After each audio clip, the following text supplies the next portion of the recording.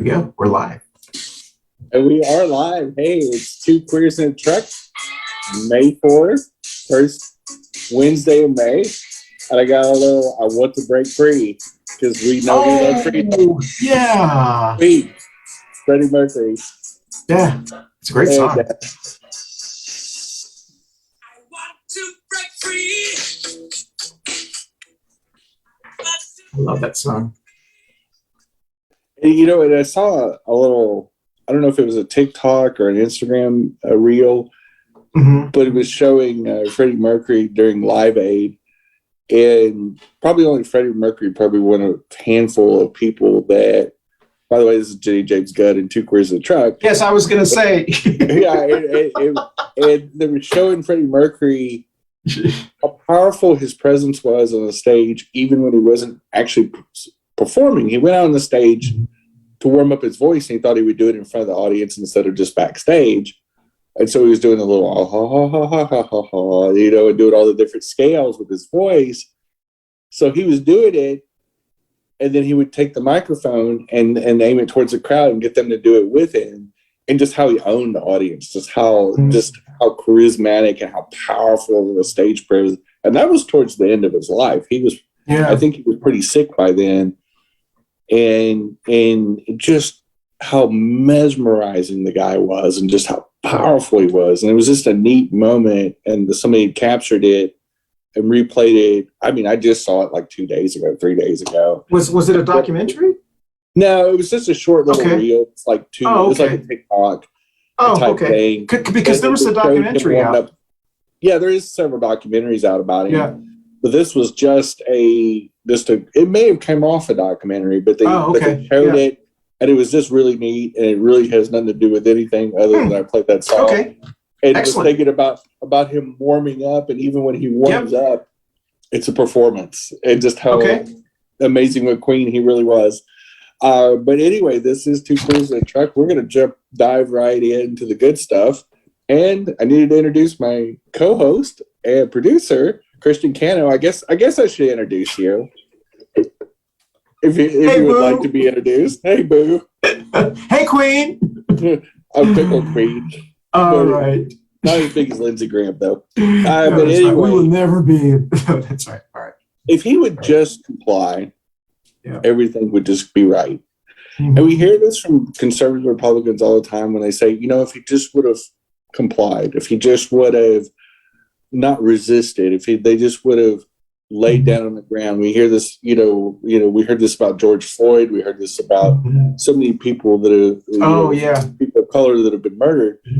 Whereas we got Trump crying like a big old fat baby about getting fined $10,000 a day until he complies with the subpoena from the New York AG. And then we got Madison Cawthorn, talking about cocaine and orgies with the Republicans and bucking the trends. And now they are releasing all kinds of dirt about him, including a very interesting short video of an employee and friend, and they must be really close friends. Because this friend got a big old handful of Cawthorn in the crotch area. Yeah, I think they said something about kissing, and it was definitely more than just friends, and definitely more than just coworkers. There was a very clear, homosexual relationship going on, which there's nothing wrong with it, other than the fact that in Republican eyes, when they dropped this bomb on Little Miss Mad Cawthorn, and the same with Trump, a lot of Republicans are saying now, like, dude, just turn over what you got. Just comply with the AG. You're making yourself like a fool because clearly the Republicans aren't going to pay, or the donors aren't going to pay for the $10,000 a day fine that he's accumulating for every day that he doesn't comply. But it goes to show you that these two people, former president and a sitting congressman right now, is being left out into the cold. Hey, Jen. Hey, Jen, does it make you at all feel a little bit sorry for Madison Cawthorn? Because it's not us who's attacking him. It's the elites in his party here in North Carolina, the establishment. They're the ones that are releasing all this to destroy him. Absolutely. I mean, And so does that make you a little? I don't know. I mean, I guess that's a question. I mean, like a little sad for him. no. Okay. I mean, this guy's lied about so many communities, including the LGBT community. Yeah. He is the Republican Party have been so brutal to so many groups, so many minority groups, so affected groups. Mm-hmm. It just, especially the last few years, of just all these crazy bathroom bills, abortion bounty bills, and just targeting so many deals. No, I mean, they're a terrorist group. What do you expect? You know, the Republican Party literally is outing themselves every day is what they really are, which is a organized crime / terrorist group.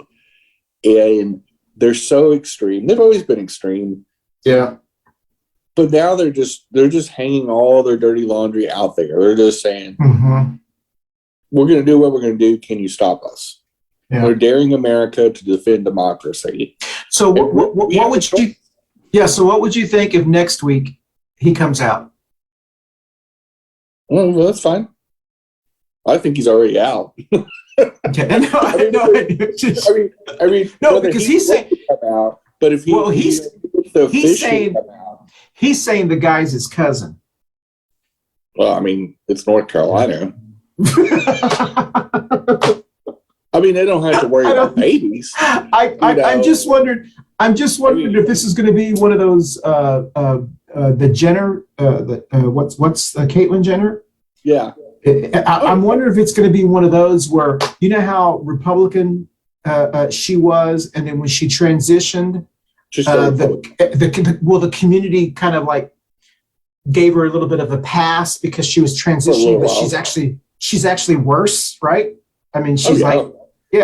So I'm wondering, I don't think other than gay Republicans, you know, the regular LGBT activists, politicos, are definitely not going to accept massive content. Like he's not going to get invited to any pride parades anytime soon. No. Okay, I see what you mean. Yeah. Unless the Proud Boys decide to have their own pride parade, which I mean, it's just they're a big old bunch of flag waving queens themselves. Exactly.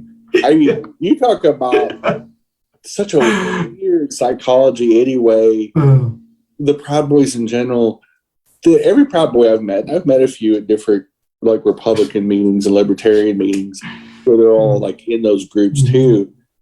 And everyone that I meet that says, "Yeah, I'm a Proud Boy too," I just like they all gave me the down low bi boy, gay boy, twink vibes. Like I met them. Some had the little porn stash that you see in a lot of leather. It's like didn't we talk about that before? It's like the modern day handkerchief.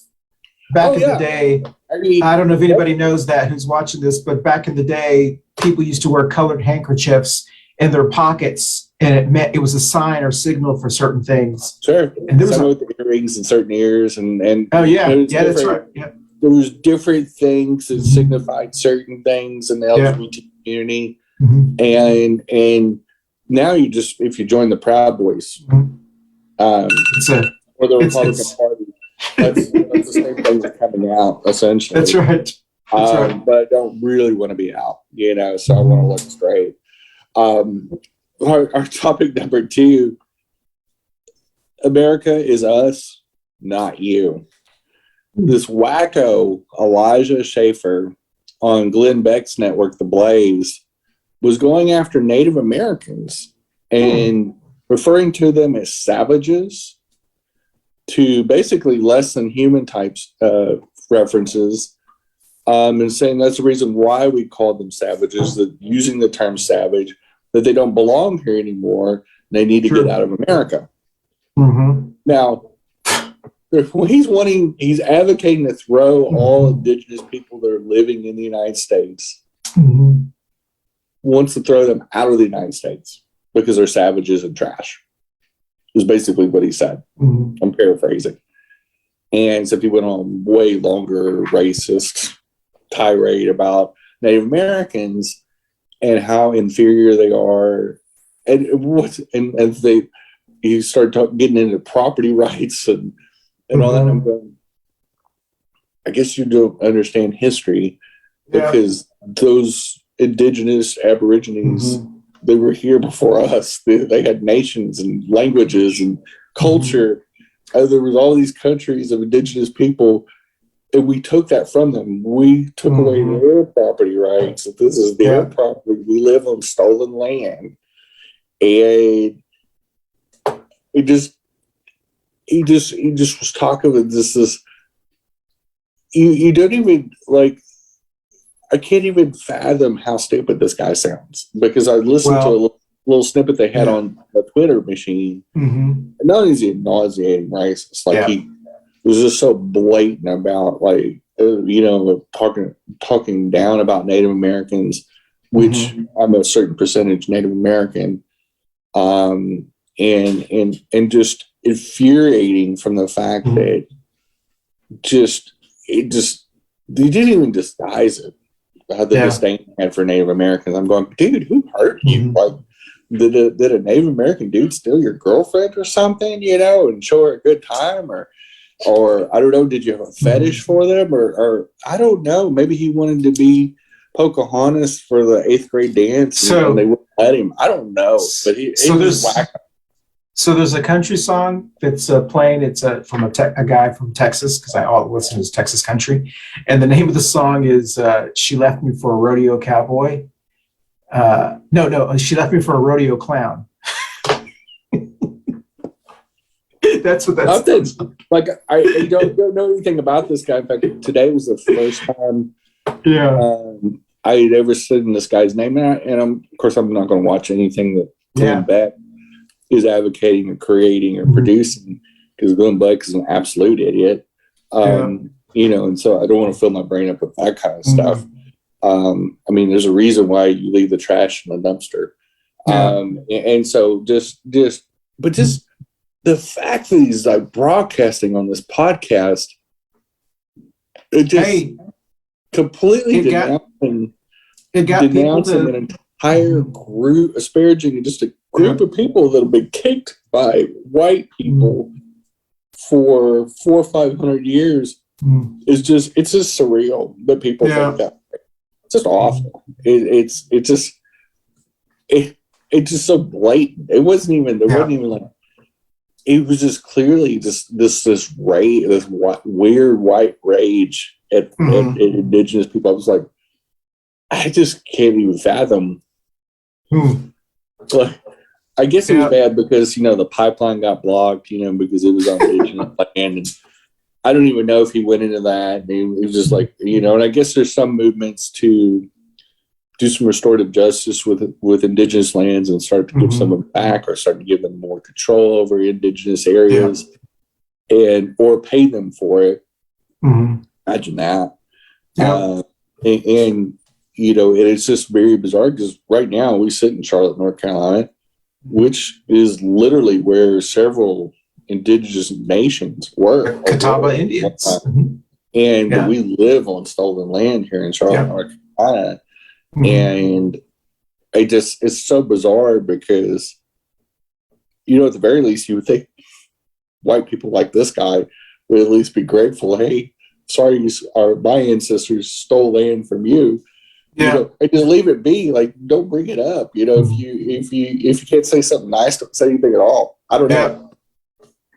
It's just a very bizarre mindset to me. Yeah, I could listen to that kind of crap. Yeah, that would upset me. I'd be like, this is just ridiculous. It was a short. Well, the clip was, played on somebody I follow. Actually, she lives in Texas. She just said horrible, gross. Listen to this clip, and I listened to about 40 seconds of him just. Is Glenn Beck's podcast? Is that something that you can only get if you go? Can you get that under like an ours? Or is he banned from that? I don't know. Because some of them are so controversial that you have to go to their website. Yeah, I think it's on his website, because I think his website is called The Blaze. Oh, and yeah, this guy, I guess this guy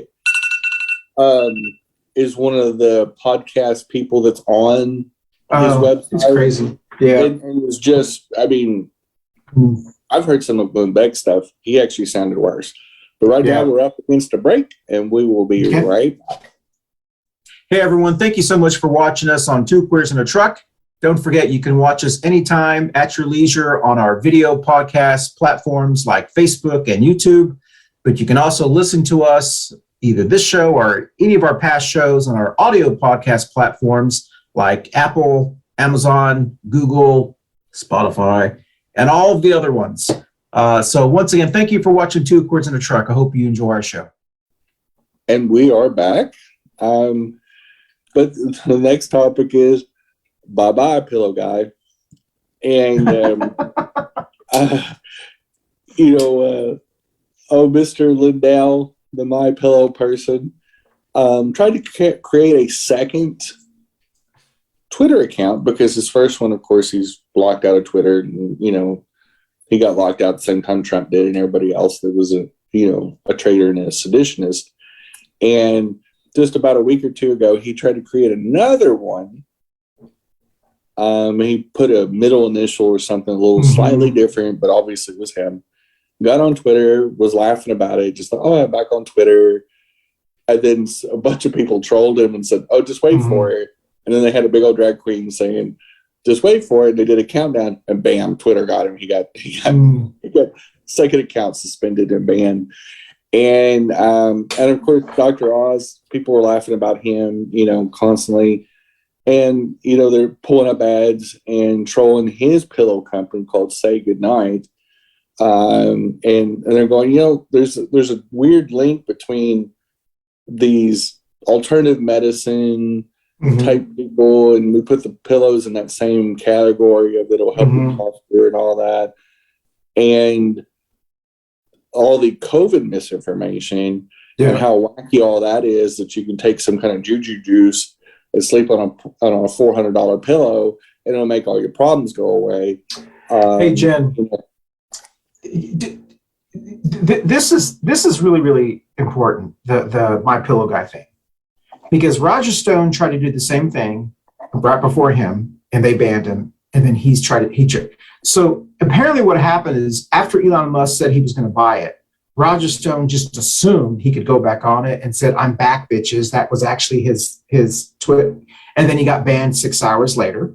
And he said, I planned that. I just wanted to prove that whoever Twitter's censorship, and when Elon Musk takes over, they can fire this person. That's what he said.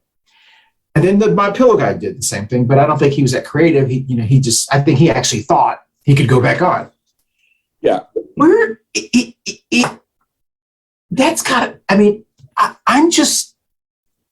Is that like so pathetic and so embarrassing? I mean, not only are you kicked out of the store, but then you try to sneak in the theater in the back, like someone, this is like high school, elementary, junior high stuff. Yeah. And these are grown ass men. And it is like, that's just crazy. Yeah, it is crazy. But I said it at our coffee show, is these people, so psychologists, and I've talked about this before, but psychologists, most kids, most young children learn that might doesn't make right by age 5. And they lose a lot of that entitlement because the parents and guardians that raise them tell them, that's wrong, you can't do that, boo-boo. If for some reason, a very specific type of, especially these bro types, these conservative bro types don't learn that lesson. And so they still think they can do what they want when they want. And the power that I have, whether it's money or political connections or family connections, my might makes right. Yeah. So I can grab them by the feet. Yeah.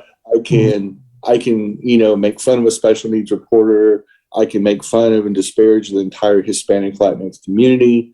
I can do whatever I want. Yeah. Because I'm rich and I can just do whatever I want. And Elon Musk falls in that same category. The pillow jackasses, Dr. Oz and this Lindell dude, fall in that same category.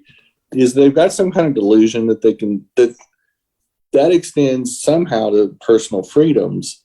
And that's not, this is bullyism. Whether it's Elon Musk trying to buy Twitter to bend it to his will. Yeah. not a freedom. It's not a constitutional thing. First of all, it's a private company. Yeah. Second of all, the people that got banned got multiple warnings. Exactly. Before. Yeah. It's not like it's called terms of service. Twitter does not have an obligation to put you on there. It's not freedom of the press. You don't have any press credentials when you get a Twitter account, and there's a big old long disclosure that nobody reads, but it basically says, you can't commit crimes. Well, insurrection's a crime. It's a federal crime. They taxed a federal institution, and people going to jail over it right now. Like as we speak, people are getting tried. They're either confessing and taking a deal, or they're actually going all the way through trial. The prosecutor has not lost a case yet. Every one of them is going to jail so far. And these accounts that got banned, that's one of the reasons. The second reason was because of all the COVID disinformation, which is also illegal because you're practicing medicine without a license. Yeah. And when you get on a lie about something that's deadly, it has a consequence. And so these people just think they're above it all. They just think they're above it all. That whatever power of money they think they have makes them think they don't have to play by the rules. And it's so pathetic. It's like it's embarrassing. It's embarrassing because they've held office, they've held childish. power in this country. It's kind of scary. Yeah, it's just I don't know.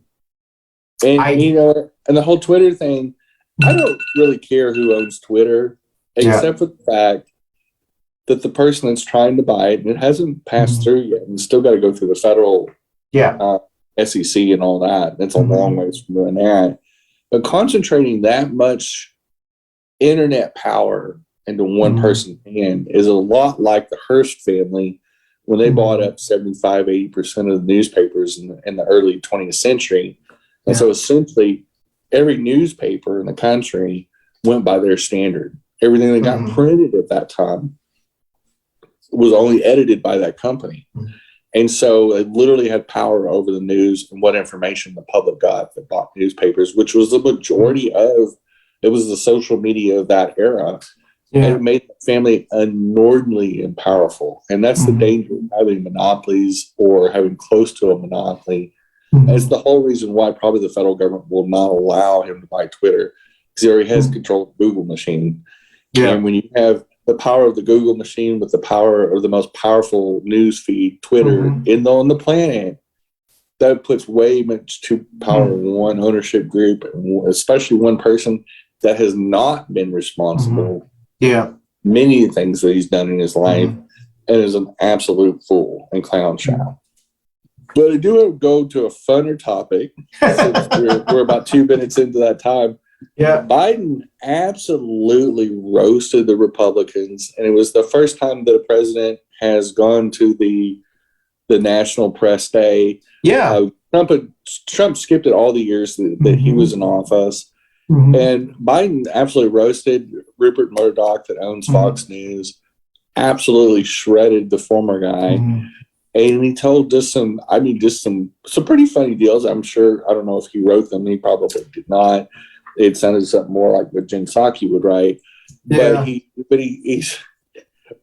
guess my favorite one was, and I don't know if I'll deliver it the same way, but he said, we've had a couple of rough years these last 4 or 5 years. And he said, we fought a plague, and then we had COVID happen. And it was wonderful. And he delivered it. That's funny. That's good. But he was, of course, referencing Trump. I haven't seen that. I'm going to have to. Yeah, you have to go in and have to watch that. Okay. And talk his, like every president up until Trump, always went to that national press. I saw the Trevor Noah one. I saw his, which was really good. But I didn't think to do the president's one. Okay. Yeah. And of course, obviously, Obama's were just classic because he pretty much roasted Trump every year. Well, he's just the whole birthday. Yeah. And of course, Obama's just naturally funny and just insanely intelligent. Yeah. But Biden did a really good job. And, that's good. I'm glad he. And he did pull no punches. Like he really went after all the conservatives. He absolutely skewered Fox News' owner, Rupert Murdoch. And it It was pretty funny. It was it was something that was in the news, something that was Biden related, and something that was conservative related, and it was just good fun. It was just this room just erupted. Well, I don't think he was laughing too much, but other than that, everybody else was pretty much getting a good chuckle. But it's good to see that fun, jovial side of Biden, you know, because he's took over at such a rough time in history. Exactly. Like, God, you know, what a, you know, it's one of those things where, of course, I guess he knew what he was getting into, but like, this dude's been waiting 50 years to be president, and he finally gets to be president, and he's taking over, you know, during the worst pandemic this country's seen since the Spanish flu of 1918, you know, oversaw the ending of a 20-year war, an economic crisis that was just could have just devastated this country. We could have really been in trouble without an adult at the wheel. And now is trying to stave off World War III and having Western Europe disintegrate and fall into infighting and balancing all that while trying to deal with Joe Manchin and Kristen Sinema and just all the idiocy that's going on. Having midterms come up, like, and put it all pretty up in there's man. Like, he's not like he's 45 years old. Like he's you know, he's knocking on 80. And I don't know. It was good to see him actually, because he was kind of smiling, you know, and it looked like he was actually having fun, and it was kind of cool for him. I'm glad he had that moment.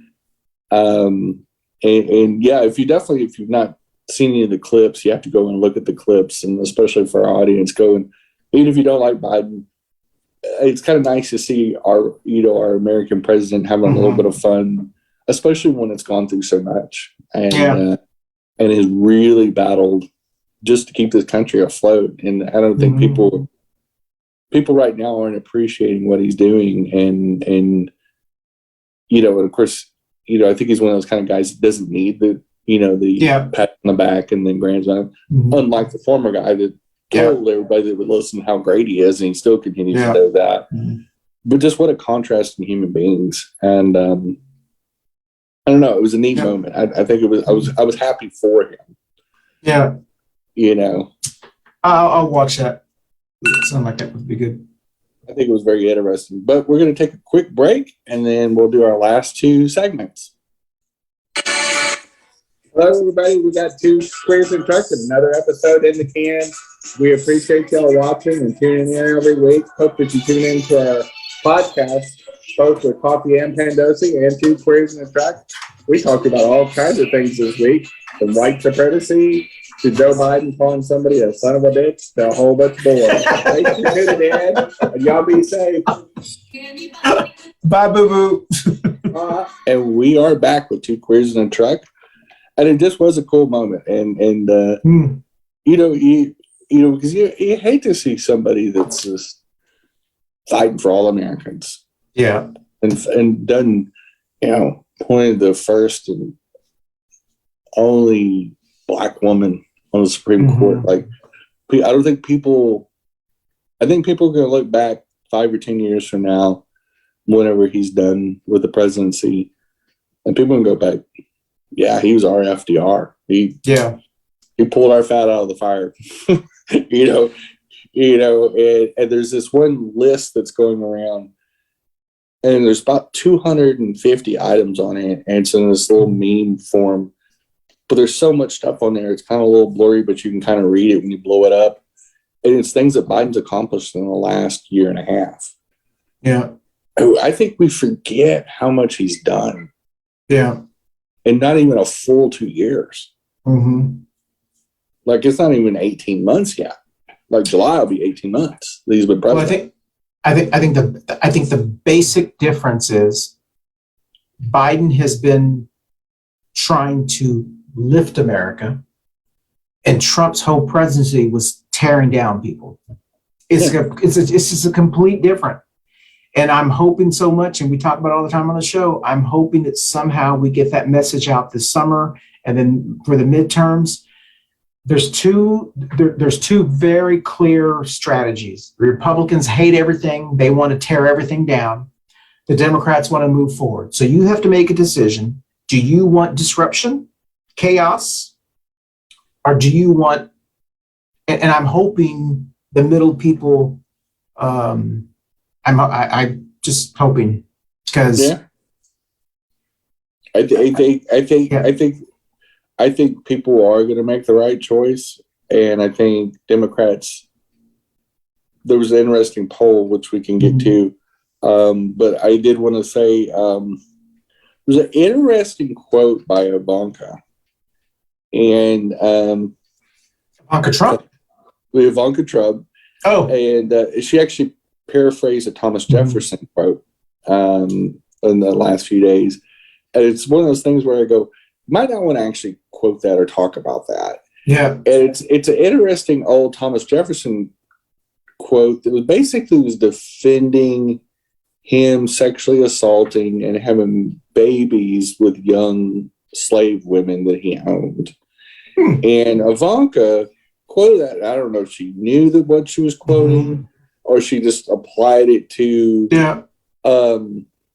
Trump logic, which is not really logic. But it more or less justifies, basically, I can do what I want, is what the quote really says. And, and of course, a more wordy Thomas Jefferson sort of way. And people are dragging her on Twitter for that because they're going, you might not want to quote that because it's him justifying 200-something years ago of having. So did she do the quote to explain her dad or something, or why would she come in the news? She's not even. She was kind of defending. So this is, I guess, she was trying to apply it to her family. Okay, all right. The quote it has quotes: surrounded by enemies and spies, and catching and perverting every word that falls from the lips or flows from my pen, and inventing where facts fail them. And this was Thomas Jefferson reflecting on Washington, D.C. in a letter to his daughter, Martha, about some things never change, Dad. And I guess she was saying this to her dad, Ivanka. Oh, I see. Okay. Ivanka's dad, which is the former president. Yeah. And somebody immediately replied to it and said, you are quoting Jefferson's denial that he ever raped or impregnated a girl that he kept as property, which he did, in fact, do. So basically, he's going, this guy named, screen name is WYYZ. And he's basically saying, that probably isn't the quote you want to use, because he raped his slaves. Jim, I don't think the Trumps or any of the people that work for them have the intelligence or the patience to vet anything they do. What happened was she probably just Googled quotes from a dad or something like that, and saw the quote and just did it. And I don't think that that's why they get in so much trouble, is because they don't take the time to actually think, well, June 19th is Juneteenth. Yeah. It's just real obvious things. Yes, exactly. Or maybe you should revert to that judge that's overseeing your Trump fraud fake university case as that Mexican judge. Exactly. Maybe you just shouldn't make racist comments like that. Yeah. But again, it goes back to the previous discussion, which is, I have this money, I have this power, I have this influence. I was in the White House. Now my hubby scammed the Arabian family out of the royal family out of $2 billion, which we have no intentions of ever paying back or making good on, just like everything else that they do. And you watch them just whore themselves out like they do, like their daddy does.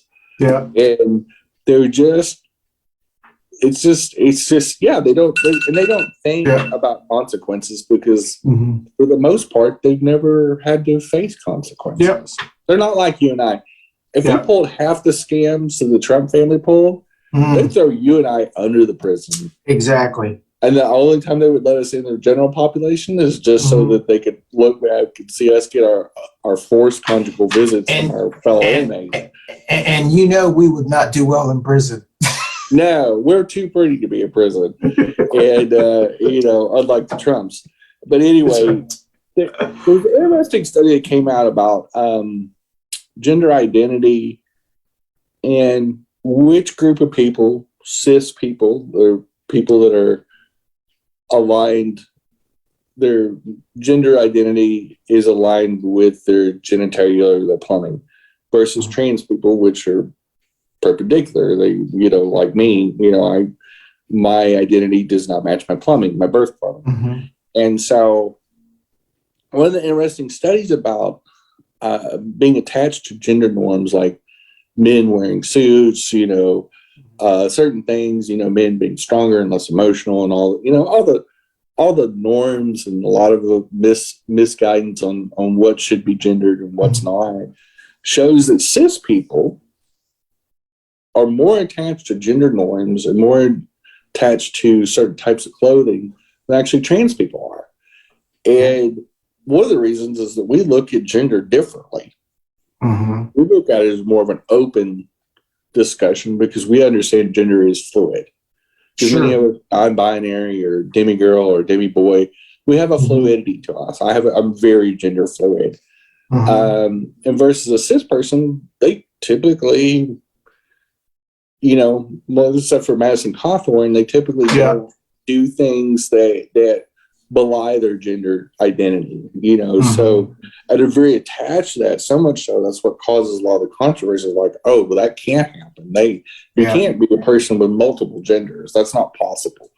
And so it's interesting how black and white it shows how different groups think, which is the most important part of the study, is that cis people just don't understand gender is really what the conclusion comes to, or what should be gendered and what really shouldn't be gendered. Like clothes, for example, you should be able to wear what you want. If you want to go to the Oscars and you want to wear a dress, you can wear a dress.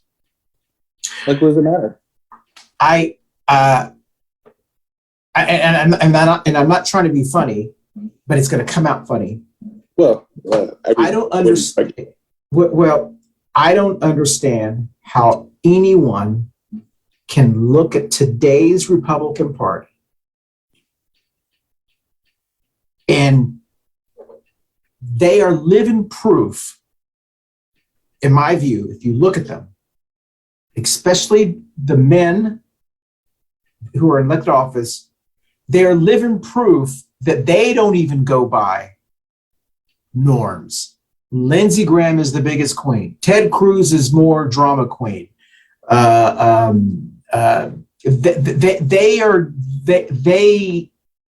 They embrace being who they are, being dramatic, being this. Oh, yeah. And so they are. It's almost like the kind of the joke. You and I are from Texas. The joke about Southern Baptists. The Southern Baptist. Everyone knows the Southern Baptist music minister is the big old queen. But it's just tolerated because he's just, he's so fun. It's tolerated. Fades and music, Yes. It's so weird because they either don't want to see it or don't want to admit it. Yeah. Or, our family just doesn't talk about that. Exactly. Our music minister is a flaming homosexual, but he does have that boys choir singing really good. So the Lord has blessed him with musical talent, and we'll just forget the other stuff. And he loves taking the men out hunting to hunting camp and trips. Yeah, with them all the time. They come back and exactly. But you know what I mean, Jen? Yeah. Oh, okay. Yeah. Okay. And when Kavanaugh and Lindsey Graham, when Kavanaugh was going through the Supreme Court confirmation, and just how emotional and just how all just verklempt they got. Yes. And then a lot of people, it wasn't lost on a lot of people, a lot of progressives also would put the testimony of Hillary Clinton right next to it and showed how stoic she was, how calm she was under it, how professional she was. And then you look at those two jackasses, Kavanaugh and Graham, and they're just flailing around like a 5-year-old Toys R Us that did not get the little toy that they wanted. Or they're in the food court and they just didn't get that little sugar treat they wanted. and are just flipping out like two spoiled brats. It just, you're exactly right. I mean, the gender norms and the stoicness that's supposed to define maleness, which is just ridiculous. Men are so emotional because all humans are emotional. It's how look at DeSantis. DeSantis is like the biggest drama queen, and yet he's supposed to be the leader of trying to. Whatever. I don't. It just. But conservative men are some of the biggest queens you ever see. They just are. Oh my God! Especially southern yes, men. Exactly. Worst. They are just big old bells of the ball, and the only thing missing is just putting them in a big, frilly, lacy dress. Yes, and they just give them a fan. Bless your heart, I know a lot of drag queens. I see so many parallels, and I go, you guys, they think there's a lot of drama in the gay male drag queen world. Yeah. They got nothing on Republican men. When I look at them, and I see what they think we are, right? That's what they accuse us of. I'm like, we're actually pretty butch compared to the Cruz. Super masculine, I don't know. I think it's the irony of conservatives. And they've told these lies for so long. Yeah.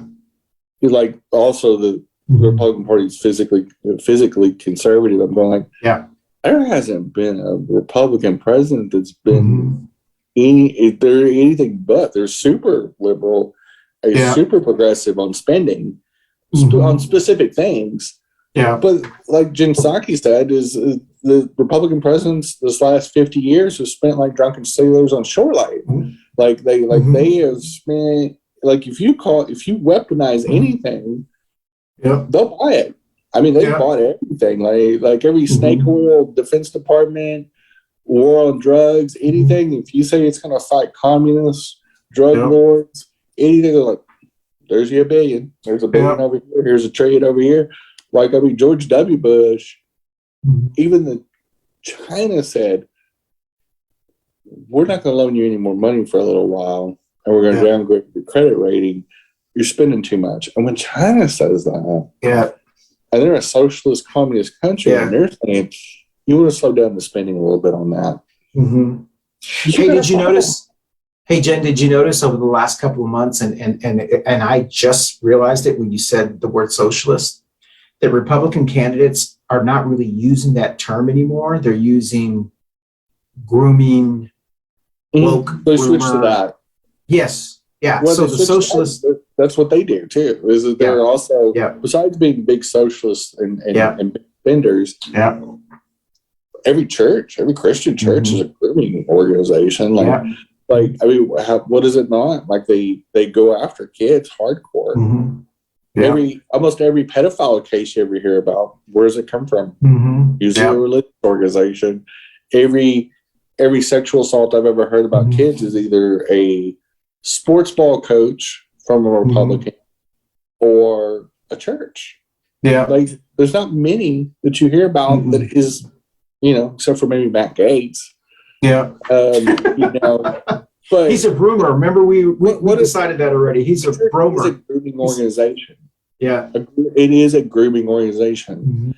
And they have rituals, and they do recruiting, and send missionaries everywhere. It's a grooming organization to bring you into their cult, into their business, and they start young. And they get the families, like all these Baptist Super Bowl parties they'll have with pizza, and they'll send their little kids to school and say, hey, bring a friend to here. If you want to be a cool kid, bring your kid to this deal. And of course, they're going to bring their parents because they're 10 years old. I just don't think this. It's a grooming. It's grooming. This grooming verbiage and this grooming language that DeSantis and them had thought. I think they think that's going to stick, and it's offensive as a gay man. But we are 4 or 5 years into equality marriage. We most decent human beings know someone and have relationships with someone who is an LGBTQ plus person, or work with someone, or and so forth. I just think that it is maybe cause pause for someone, but most rational people know that that's not the case. And so the fact that they keep pushing it, obviously they think it's working with some of their, because they only do it because they're getting donations, and they say it and they get a bump in donations. So they figure, oh, let's keep doing it. But I don't think it's going to relate to in votes. It's red meat for their base. Yes. The only problem is that the chunk of moderate Republican voters, politicians, but actual voters, are going, my best friend's gay. It's not. They have kids. They have kids that are gay. Yeah. Yeah. It's not. We're not in a universe where we're being silenced anymore. But so there is such a strong, loud LGBT voice. Yeah. Back when we were kids, we would just talk about Uncle Bob and his man friend. Exactly. And now Uncle Bob is Gunkle Bob, and every family that's even reasonably smart knows they have a family member that's gay or lesbian or trans. Hey, Jen. And there's no stigma. There's not as much of a stigma as there was maybe 40 or 50 years ago. Hey, Jen. I know we don't have Jen, I know we don't have a lot. I know we don't have a lot of time left. But have you talked to any of your Republican friends that are gay about this grooming thing? What they have said? Conversation, just because it's really been pushed the last week or so. When I've had conversations, I haven't really had time to say, hey, what is your take on this? Because they're actually talking about you. Exactly. And your own party saying this. Exactly. It would be interesting to go and have that conversation, especially in the Republican space, because one side of your party is saying gay people are grooming people, grooming kids, and are predators, and are predators. And then look at the gay Republican and go, that's these people that you're supporting, and that we're all sitting amongst is how they're viewing us. How do you reconcile that? And it's a tough conversation, but I think it's one that Republicans need to have with their own. They may take somebody that's an outsider to be able to have that conversation and say, in front of other Republicans that are straight, and go, that's what they're saying about you. That's what they think about you. I mean, can you out of the house?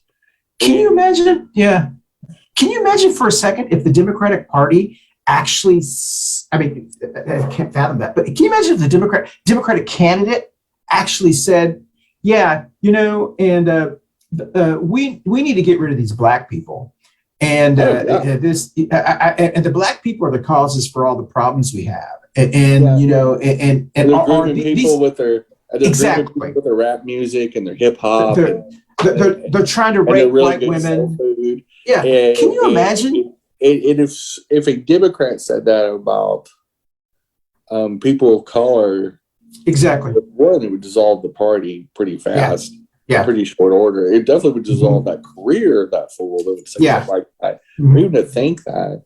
But yet, here we are with a certain amount of Republicans that are saying the same old lie that they told 30, 40 years ago is what kept a lot of gay men from going into education or teaching. Yet, that whole time, we've had multiple Republican office holders get charged and convicted of rape. And pedophilia, like former Speaker, Hastert, that literally molested and raped little boys as a coach before he got into politics. Literally convicted of it. I don't even know if it's still alive. Hopefully not. And but anyway, that's just crazy. And yet, out of that same person, we'll make wild accusations like that the gay men are groomers, the trans women are groomers, they're infiltrating the schools. I'm like, no. Groomers are coming from those churches that support you to spread that lie when all the time the guilty scream lies are the biggest grooming organizations on the planet are Christian churches. There's no other organization that grooms more little kids and molests more little kids than Christian churches.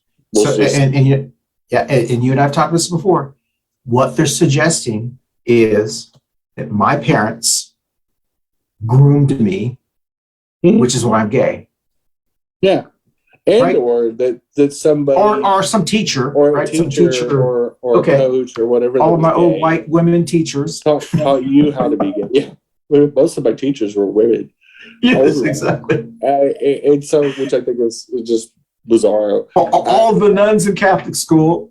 You know, the whole time you and I in school, in high school, and grade school, we weren't out of the closet.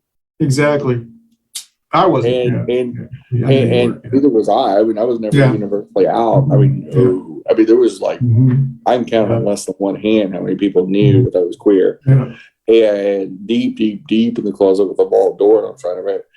And, you know, but anyway, you know, it's ironic that the ultimate grooming organizations are the ones that making this wild accusation just to deflect over their own guilt.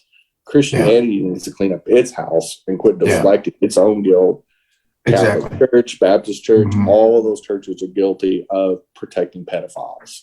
I just, you know, we had on our other show, Coffee and Producing, we had to support our schools ladies, and they were talking about the Moms for Freedom people and all that kind of stuff.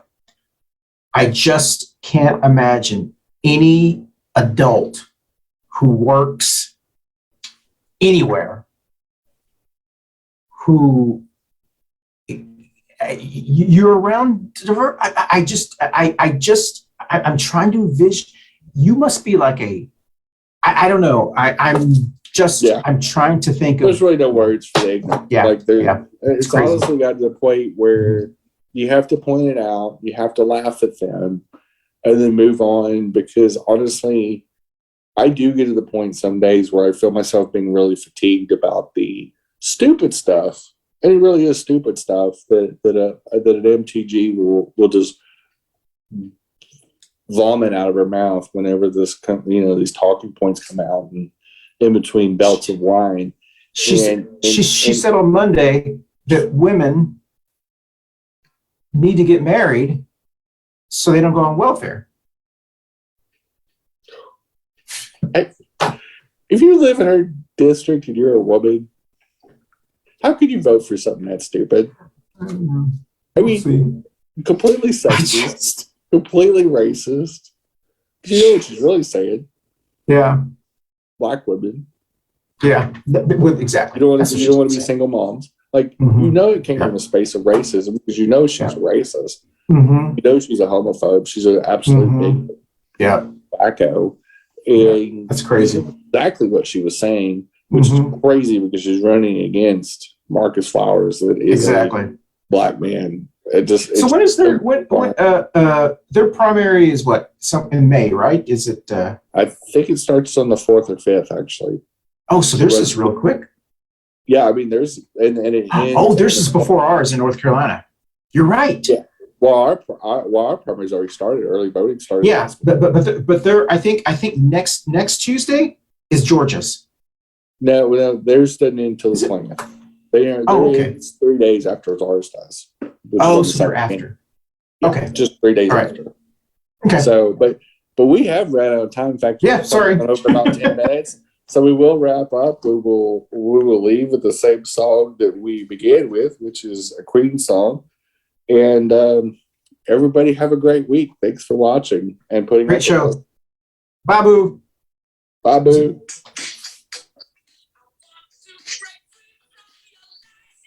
We should like mimic that song, and I can do the vacuum. Bye. Okay. Hey y'all, thanks for watching and putting up with us every week. We appreciate your viewership. And if you weren't here, Christian and I would just be talking to ourselves. Have a great week. We'll see you next week. Babu.